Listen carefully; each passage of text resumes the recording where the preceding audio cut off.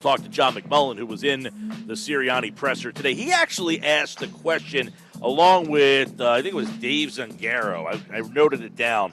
That asked the question that I want to ask. And he joins us now. Johnny Mack is here, and he is brought to you by our friends over at Boardwalk Honda. Shop their lineup of new pre-owned and certified pre-owned Hondas at boardwalkhonda.com. John McMullen, Birds 365. I'm sure it was a spirited morning of Eagles talk today, but you just heard Nick Sirianni. We just played the press conference. You and Zangaro asked a question that I wanted to know the answer to, John, which I'm pointing the finger today mostly at Vic Fangio and his defense.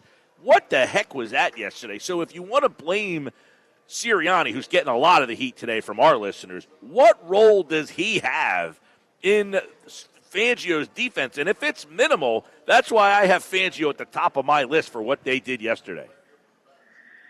Yeah, it's minimal, and that's you're not going to get the answer, but I had to try, and it's interesting because if you go back to 2021, when they got off to the poor start, Nick had no problem saying, he told Jonathan Gannon to tighten things up a bit on coverage, which he did. And, JG at the time was obviously a first-time defensive coordinator. He's had Sean Desai. I talked to him last week about Vic Fangio and his experience during a positive week. And it's, does he, feel the need to tell Vic, tighten it up? And if he doesn't, he should, because what went on in Tampa Bay is not acceptable. And even if you put the Vic Fangio stamp of approval, I think a lot of the times because it's Vic Fangio, to be honest, people say, all right, Vic will figure it out. And I think for the most part, the Eagles are like that. Well, that wasn't a good sign yesterday. No, and John, how much, we see the league is kind of evolving. Things are kind of changing right before our very eyes. And how much are teams or have teams evolved to Vic's style of defense? Yeah, well, so many, that's part of the problem. So many have copied it. And this happens over and over again and again. It's a cycle with the NFL. At one point, it was Tony Dungy's cover 2. Then it was Pete Carroll's cover 3. Then it was Vic's. A little bit of Mike Zimmer mixed in there before Vic. Everybody copies what's successful at the moment, and then there tends to be a tipping point where so many people copy it that quarterbacks and opposing offensive coordinators or play callers get too used to it, and it becomes easier for them to solve, and then you start to cycle over to the next thing, and everybody copies that. I think we're past the Vic Fangio inspired scheme cycle. I think too many quarterbacks have figured it out, and there's got to be evolution. And I didn't see any evolution yesterday. It's only one game, but it was not pretty. Right. I mean, so the question is, do we overvalue some of the talent on that side of the ball, or is this more of a scheme problem? Well, it's always players first. You'll never hear me say anything different. So, he didn't tell him to miss 12 tackles or 14 tackles if you believe next-gen stats. 16. The next-gen said 16. 16. Is it 16? One of them, True Media, was 12, I think. PFF, I don't know what, they were 12 or 11. And next-gen stats, I guess, went higher. When you miss that many tackles, it's going to look bad because part of if you're playing off, which they do, and that's another stat. Doug Farrar had 88% of the time they're not in press coverage. So 88% of the time, which by far leads the NFL. Now, again, all these things are subjective because you see it right there with, True Media's got a different number than Next Gen Stats. So it's a little bit subjective. But when you get to that point at 88%, it's a lot. So either way, what the exact number is, it's a problem. And certainly the missed tackles are a problem. But when you're playing off, part of the whole plan is, then you got to rally up and tackle. Tackle, right. And if you're off and not tackling, you get what you get yesterday. The game is, there's so many moments in this game. You know, Sirianni said today they ran 6 plays and they were down 21-0. Now, entering the game, you don't have Brown, you don't have Smith, you don't have Lane Johnson. So I don't imagine that you think you're going to score a whole heck of a lot of points here. But how much accountability do you put in that offense and the offense's game plan yesterday, which is obviously where Sirianni is supposed to be more involved? So do you look at that offense and say, look, yeah, you ran 6 plays, but you went 3 and out the first 3 times you had the ball? Yeah, well, yeah, they were 3 and out, 3 and out, 3 and out. So a lot of people said that with Saquon, the Saquon touches, the lack of Saquon touches. They tried to get him the ball early. They couldn't convert a third down and extend the drive. The closest was a Dallas Goedert drop that would have done it, but yeah, it was ugly. And this is a lot like, look, you know, for all the people, you know, calling for Nick Sirianni's head and now, you know, you got your coordinators. It's not any different because I said it all the time. It's about execution. It's about the players first. And, you know, I heard kudos to you guys for getting the Chris Canty clip up there. I mean, he's talking about the talent. Well, the talent wasn't on the field offensively. You know, Ed Kratz and I over at Sports Illustrated do our top 25 Eagles list every year, top 25 best pure football players on the Eagles. So it has nothing to do with the impact of the quarterback position or anything else. Just the best players of what they do. And number 1 was A.J. Brown. Number 2 was Lane Johnson. And number 3 was Devontae Smith. And they weren't on the field. So in a lot of ways, you can explain the offense by that. And, you know, when they come off the bye, the offense, I'm not that worried about. It's about, you know, they're going to be good as long as those guys are able to stay healthy and they don't have another situation like they had yesterday. Yeah.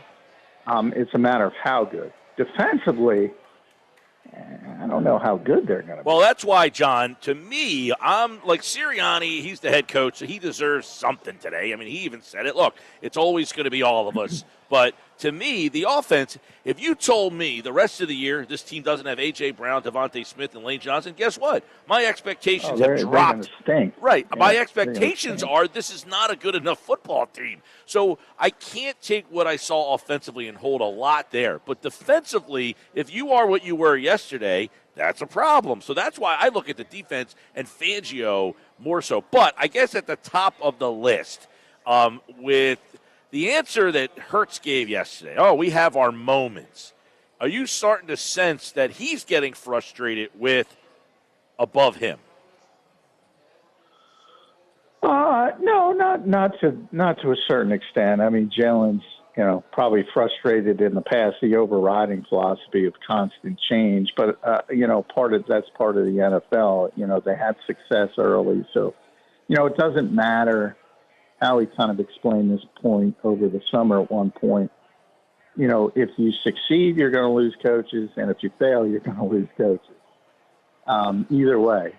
So, you know, change, unfortunately, is pretty constant. Now, you can get in these situations where you can occasionally find the coordinator, and the Eagles are trying to do that right now with Vic Fangio. You know, Vic has said he hopes this is his last stop before retirement.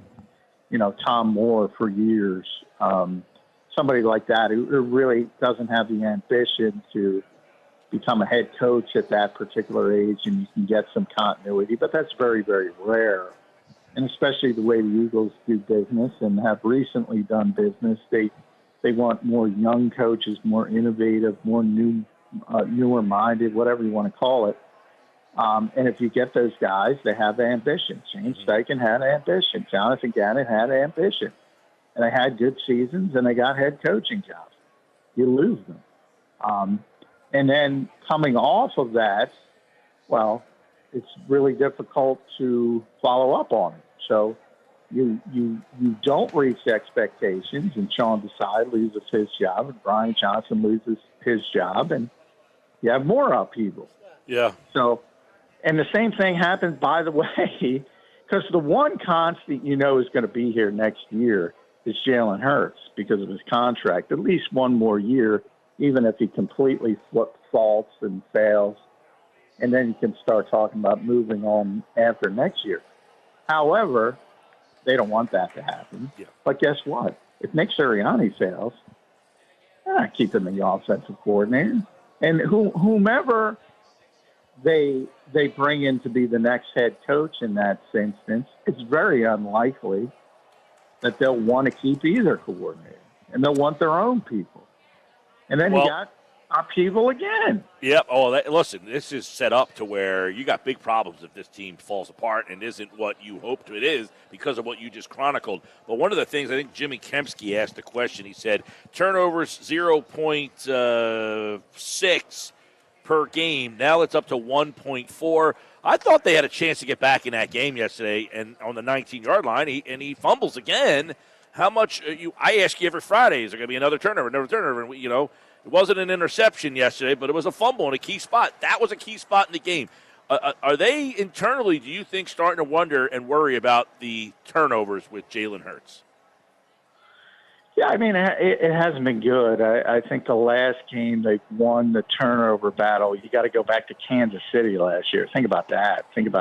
So they keep losing the turnover battle, and Nick said it in the past. He said it again today. That's unsustainable for consistency purposes. You might win a game, you might lose a game, but whatever.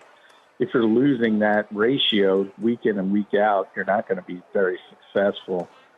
So they understand that needs to change. You look at the individual turnovers, and I always say sometimes sometimes it's quarterback's fault, sometimes it's not. I'm a little bit surprised that Nick kind of defended Jalen on that turnover. Like, I blame that turnover on Jalen Hurts. The Eagles don't seem to. He sidesteps a defender. Where did you think he went? Well, that's what I mean. Yeah. We used to have this problem with Carson Wentz and the fact that, all right, just because you sidestep him doesn't mean he's not going to hustle back, and that's a big-time player, Levante David. Not that you know it in the moment. You're just fighting for your life that it's Levante David, but he should be aware that there's traffic behind him, and you got to take better care of that football. So, I guess the Eagles, wasn't Saquon's typically a very good pass protector for running back. Didn't do a great job on that. But, again, he sidestepped it. And, it was the comeback of the defender to knock it out from behind. That, to me, is on the quarterback. I would agree with that one. I definitely think that, Hurts there, holding the ball to him. And, look, I think a lot of that yesterday had to do with he had no trust in anybody to throw the ball to, which is somewhat – and, by the way – for that. Yeah, and, by the way, Fred Johnson had a rough day at the office. Oh, yeah, he did. He had a rough day. He had a tough day. And, to the point where if Lane Johnson – and luckily he's not. He's going to be back. But if he were out for – or Jordan Mailata, if they were out for – substantial time, they would most likely move Mekhi Becton to the tackle and bring in Tyler Steen. To do it for 1 week, they didn't want to do that, but if it were more than that, I think they would go in that direction. He had a tough day. And from look, they ran out, and this is where Howie gets the blame. Yeah, look, you pay A.J. Brown, you pay Devontae Smith what they make, and they deserve it. And understandably, you can't pour more assets from a monetary standpoint in the wide receiver. Nobody's asking you to get players that are that caliber as backups, but you need a little bit better than what is behind. Hey, I will say this. On the other side, they got Evans and they have Godwin, two really good guys, and Shepard's on the practice squad, and he's making plays. Exactly, and Palmer has made plays. I think he got a concussion. I forget his injury. By the way, Zacchaeus seems to have no problem making plays in Washington. Yeah, with Jaden Daniels. So. He's making plays. They've done a bad job. Really, they've done a bad job as an organization with developing wide receivers to the point they had to go out and trade a first-round pick for a finished product in A.J. Brown. and they had to trade up in the draft to get Devontae Smith at the top of their top 10. And, he was pretty much a finished product from a college standpoint. They're not very good developing receivers, and they haven't been for a very long time. And when you have Paris Campbell and he's your best receiver, and he was your best receiver yesterday, I mean, that's just that is not good enough. Yeah. That is not good enough. McMullen tomorrow morning, 8 a.m. on the Jacob Media YouTube channel, Birds 365. And, of course, we'll have plenty more here. It's a bye week, so it stews even more. But there's so much more to get into, as you heard John McMullen here on the Sports Best. Thanks, John. All right, thanks, Mike. He's brought to you by Boardwalk Honda. Shop their lineup of new pre-owned and certified pre-owned Hondas online at boardwalkhonda.com.